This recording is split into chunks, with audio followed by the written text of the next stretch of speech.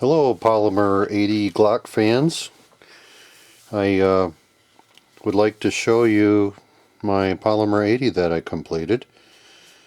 And I think this is going to help a lot of people that are a little bit concerned about cutting their rear slide guide. And I got some tips for you that does not include a slide vise. That it's done by hand and it goes quite well. And let me show you how I did that. So let's take a look here. We have got a clear gun. We've got a standard Glock magazine with the standard Glock magazine release. That works very nicely.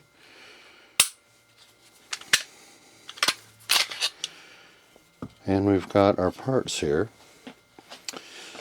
Now, take a look at the rear slide cut in the frame. And for those of you that are new to the Polymer 80, you'll get this jig when you buy the lower unit. And of course, you know you need to cut the this is built up too high, so you need to trim that down to this step, this level here. And there's also some polymer that is in the inside that you need to cut out. I ended up using a Dremel with a sanding wheel on it to open that up, so that ends up, you need to relieve that for your recoil spring to operate in there without catching up on anything.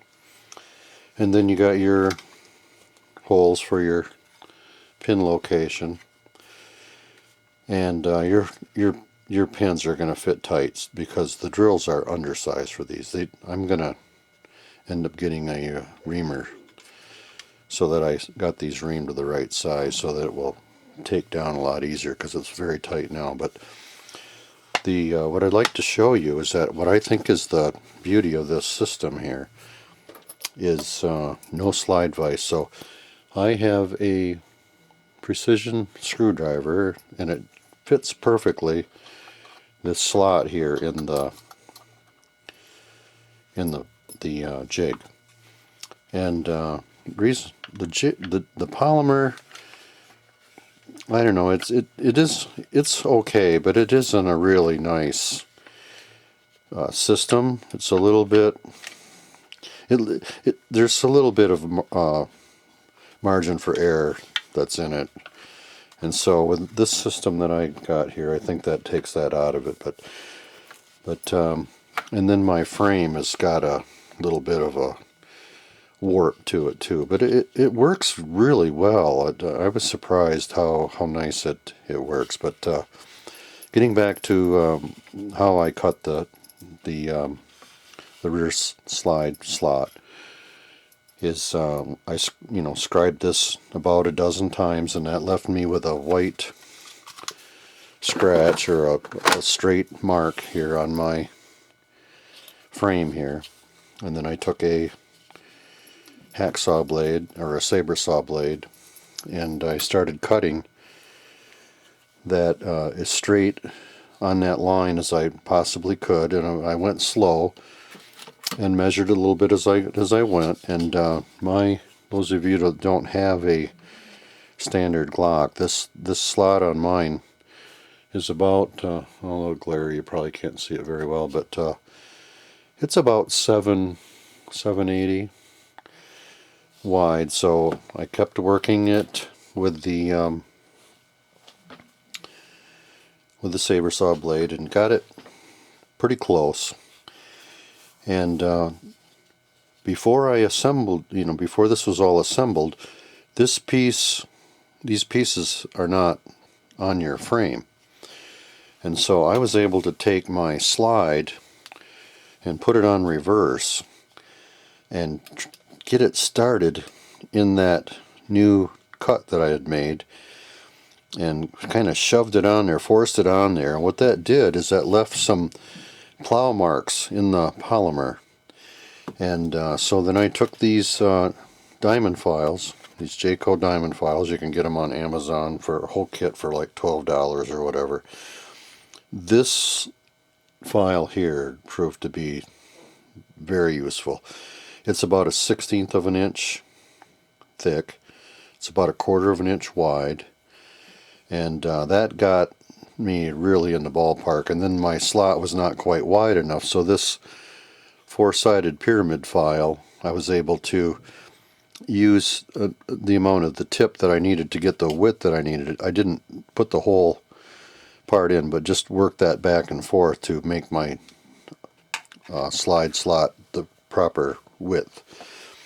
But when I would put the slide on it, it would leave, like I said, polymer gouges in there, and I would just carefully file it flat, you know, make sure I was staying flat and horizontal, and I would keep on filing that until the mark disappeared, and then fit it again. And after about, I don't know, probably 6 or 8 times, I got it on there pretty close. And then, like I said, I opened the slot up a little bit. The mark that was in there was wider than what I had, and so then I widened it with this pyramid file and tried it again, put some lubricant on it, and it was a tight fit, but I was able to get it on the right way, and put it on there a couple of times and took it off and just kept doing the same thing. When I would get marks on there, I would carefully cut them or sand them out or file them out with a diamond file until they weren't on there anymore. And so then I was able to get the, worked it by hand, lubricated it, and racked it about 100 times, and looked at it again, and there was some real slight marks in there, and I got those out of there. And so anyway, it fit very well. And then I went about and finished the assembly. I like the extended slide release. The slide stop was a pistol to put in there.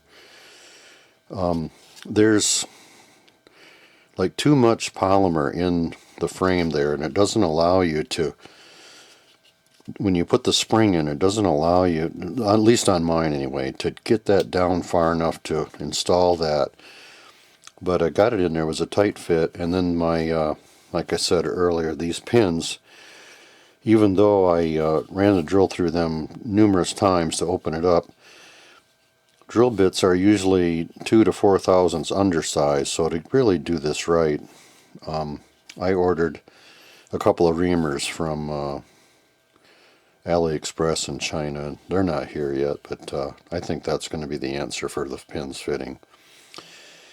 And I used just a standard, since this handle is a little bit narrower than the standard Glock, this has got the 1911 style grip, I ended up using a standard magazine release. And so anyway, yeah, I put everything all together with the Lone Wolf parts. It comes with this lug, and just put a drop of blue Loctite on each one of these. Like I said, put the slide stop in, put the extended slide release on there, standard mag release, standard trigger with 3.5 pound trigger connector, and got just a Glock 22 slide. And let's see if we can put that on here a minute. So yeah, take a look at the fit. And hopefully you can see that okay. But I did have one little glitch. I got on a website and they said that the recoil spring should be a 20 pound for this gun. And so I bought a stainless steel 20 pound spring, put that in, and when I took it to the gun range and fired it, it would only single fire. It wouldn't cycle. And so I ended up putting the stock spring back in it, which was, you could tell it was a couple, 2-3 pounds weaker. So I think this is probably a 5-year-old spring, and it's, I'd guess, about 17-18 pounds. And I put that in there, and she took off, and away we go. So it functions very nicely. So, and I took my time. I was careful, and I, like I said, I put marks on it and filed them off. And then I blended. There's a lot of like casting marks and whatever on here, so I ended up just trying to blend these edges. That's why it's a little bit dull here. It looks kind of funny, but it's smooth and it works very nicely, and I'm very happy with the way it turned out. I think that that would be the preferred method.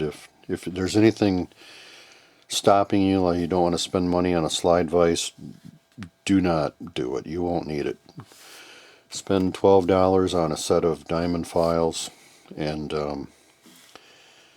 it'd be nice to have your slide too, so that you can start fitting the rear rails. But so let's see, let's put the magazine in here.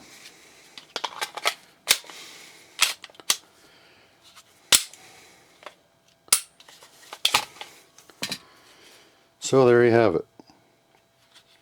I'm really happy with it, and hopefully that will give you the confidence you need to finish yours up and do it all yourself, and it's a very satisfying project. So I don't know what kind of upgrades I'm going to have for this in the future. I have a Glock 35 slide to try on it, and a 37 SIG barrel when I bought this gun. So I'm going to reload some 37 SIG and play with it as a 37 SIG also. So maybe put a cheap laser here on the bottom rail or something, I don't know. But anyway, it's fun to play with, fun to build, fun that it functions beautifully, and just a great way to have some gunpowder therapy. So I hope that helps somebody, and if you have any questions, please don't hesitate to ask. I'll be more than happy to help anyone through any part of their build. If they have any questions or there's some details I might have left out, contact me, and we'll see what we can do. So thank you very much for watching my video.